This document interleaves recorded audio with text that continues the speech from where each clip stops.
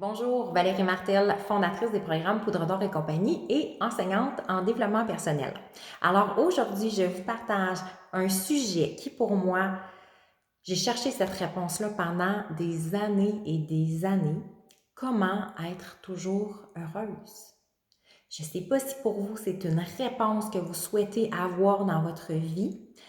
Moi, là, ça a été vraiment mes 25 années d'expérience, de connaissance de soi, de croissance personnelle, de mille et une formations.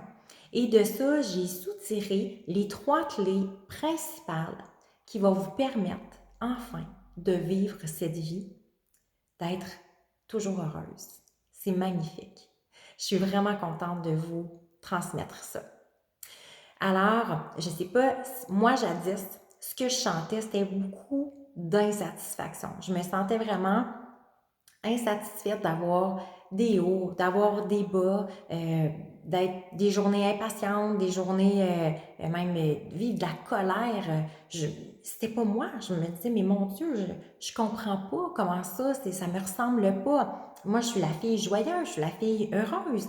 Et je cherchais ça, je cherchais à garder cette essence-là. Alors, et mon but ultime, c'était, peu importe ce qui se passe autour de moi, je ne sais pas si vous êtes comme ça, mais tu sais, votre idéal, là, c'est, peu importe si mes enfants crient autour de moi ou chicanent, là, mais je reste zen, je reste heureuse, je reste joyeuse. J'arrive à maîtriser. Même si mon mari arrive dans la maison, il est super grognon, j'arrive à rester heureuse, j'arrive à rester zen. C'est magnifique. Peu importe ce qui se passe autour de moi, peu importe le jugement des autres, peu importe la façon dont ils me regardent, il y a cette stabilité-là, comme ça. Rien ne bouge. C'est vraiment extraordinaire. Alors voilà. Donc la première clé, je vous la partage à l'instant, c'est, on va la faire par exercice. Ça va être plus facile. Alors, ensemble, je vous invite à inspirer et on va garder notre inspiration. Donc, ensemble, inspirons. Ici, on garde l'inspiration. Et le plus longtemps possible sera le mieux.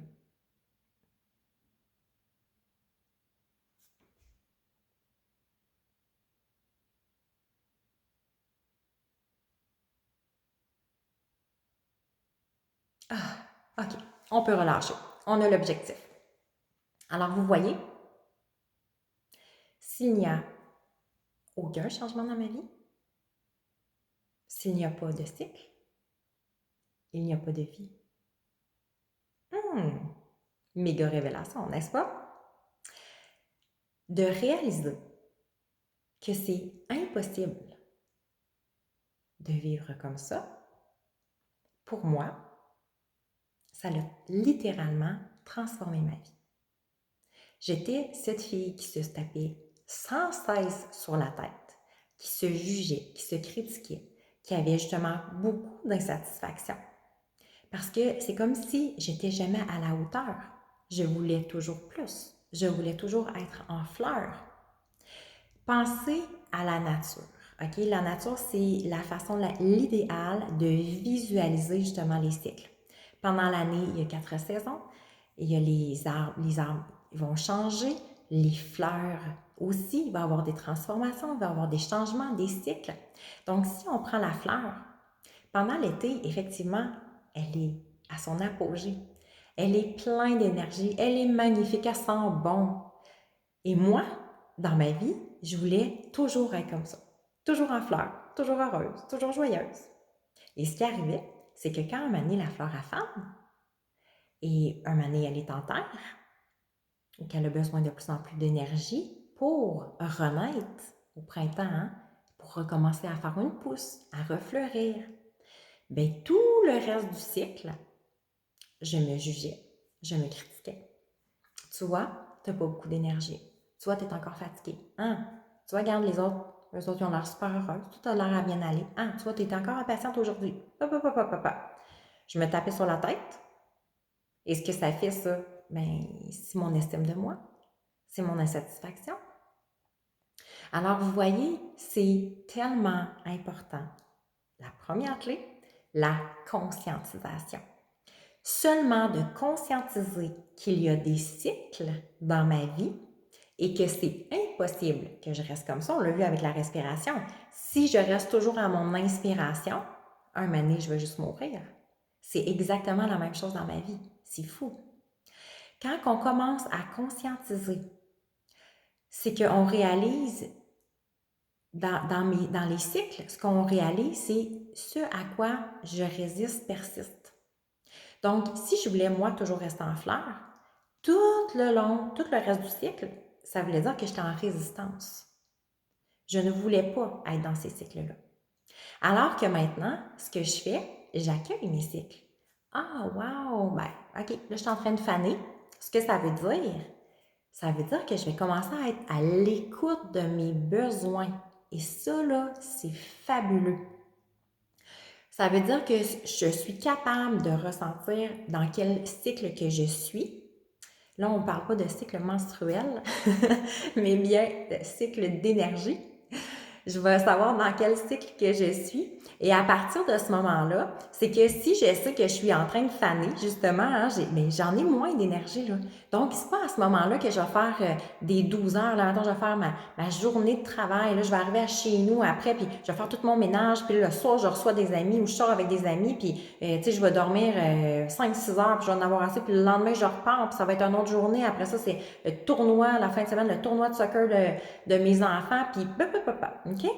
Alors, de conscientiser dans quel cycle que je suis, ça veut dire que je suis à l'écoute de mon énergie, de mes besoins. OK, bien ces temps-ci, je me sens plus fatiguée, je vais peut-être même faire une sieste. Et moi, ça m'est arrivé de dire à mes filles, maman est tellement fatiguée, il va falloir que je me repose. Ça a duré 20 minutes. Mais juste le fait de me permettre ça, c'est extraordinaire ce que ça a fait. Et juste pour vous dire, moi j'ai eu 2 enfants très rapprochés et je ne m'étais pas permis de faire une seule sieste tout le long que les filles étaient petites. Donc, juste pour vous faire réaliser ce à quoi je résiste persiste et ce à quoi je fais face s'efface. Donc, 1, je conscientise mes cycles, OK? 2, je suis dans l'acceptation. Je dois accepter dans quel cycle que je suis. Parce que là, je vais commencer à vivre en cohérence, OK? On arrête d'avoir des hauts et des bas. Ça, c'est fabuleux. On arrête d'avoir des hauts et des bas. Et je vous le confirme, je l'ai expérimenté avec des centaines et des centaines de femmes que j'ai accompagnées. Donc, beaucoup moins de hauts et de bas. Maintenant, c'est qu'on vit en cohérence. C'est beau, ça. C'est comme une petite vague. OK? Donc, on ne peut pas vivre comme ça. Ça, on le sait. Mais on arrête de vivre comme ça parce que ça, c'est vraiment inconfortable. Et ça, c'est vrai, je le sais, parce que j'étais beaucoup en up and down avant. Mais plutôt de vivre en cohérence. Donc, à partir du moment que je conscientise mes cycles, que j'accepte dans le cycle que je suis, c'est là que je deviens en cohérence. Je deviens en cohérence avec mes besoins, avec mes valeurs en même temps. Mes valeurs, c'est, mais je m'aime assez pour savoir que, écoute, ces temps-ci, je suis fatiguée. Et je m'aime assez pour savoir que je vais me choisir. Alors, vous voyez, il y a beaucoup de cohérence à ce moment-là. Hein? Je monte en pleine conscience, dans le fond, je conscientise. C'est ça de vivre en pleine conscience. Plus que je deviens consciente de ce qui se passe à l'intérieur de moi, plus que je suis en mesure de vivre une vie très riche et être toujours heureuse, c'est ça. C'est que je suis heureuse, même si j'ai beaucoup, beaucoup d'énergie, ben, je suis quand même heureuse, même si j'en ai moins. Parce que je sais juste que je suis en train il faut que je me repose plus. Ça me prend plus d'énergie intérieurement. Alors, vous voyez, le toujours heureuse, c'est à travers les cycles. Alors, ce n'est plus du jugement, là. On change complètement. Je suis heureuse en ayant de l'énergie. Je suis heureuse quand j'ai moins d'énergie. Je suis heureuse, même si aujourd'hui j'ai eu moins de maîtrise, ben, on passe à la 3e clé, avec la bienveillance. Soyez bienveillante envers vous-même. Soyez indulgente envers vous-même. Parce que ce n'est pas en se tapant sur la tête qu'on arrive à avoir des résultats extraordinaires dans notre vie. Okay? Ça, on s'en aperçoit là, quand on s'auto-sabote, c'est là qu'on tourne, on devient dans une spirale vraiment descendante. Donc, soyez bienveillante envers vous-même. Et une autre méga révélation, c'est qu'il n'y a pas de baguette magique. OK? Moi, je l'ai entendu bien longtemps, cette baguette magique-là, de dire, OK, je vais suivre cette formation-là et je vais être littéralement transformée. OK, il y a des étapes pour littéralement se transformer. Je l'ai vécu, je me suis transformée, oui. Mais par quoi? Par la conscientisation. Donc, d'emmener de plus en plus à ma conscience des comportements comme acquis que j'avais, comme juste des habitudes de vie. Alors, d'emmener à ma conscience, ensuite de ça, de m'accepter. Plus que je m'accepte, plus que je travaille l'amour de moi en même temps. Et plus que je travaille l'amour de moi, plus que j'ai de la bienveillance. Et c'est à ce moment-là que je peux littéralement transformer ma vie. Et je vous le dis, c'est la façon dont que je procède avec des centaines de femmes jusqu'à maintenant et c'est extraordinaire les changements qui se font. Alors, je vous souhaite une vie afin que vous soyez toujours heureuse à travers les cycles de votre vie, à travers pour vivre vraiment une vie en cohérence avec qui vous êtes vraiment. Je vous souhaite une magnifique journée. Au plaisir de vous retrouver prochainement. Au revoir.